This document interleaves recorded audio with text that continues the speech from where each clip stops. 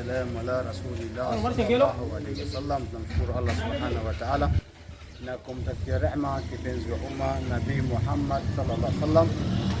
Hapa tumefika kwa ndani ya kaunti ya Kitui kadhalika, na huu mji unajulikana kama Muudha, na Muudha nafikiri msikiti ni mmoja, si kweli? Msikiti ni mmoja tu peke yake, msikiti ni huu mmoja.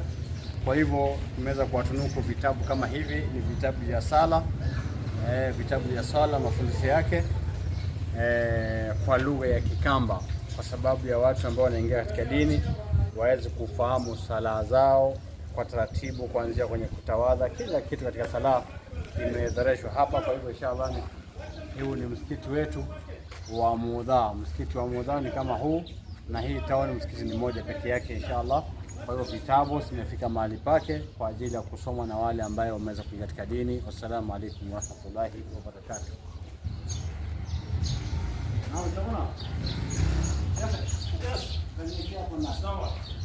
Hii ni msikiti sasa.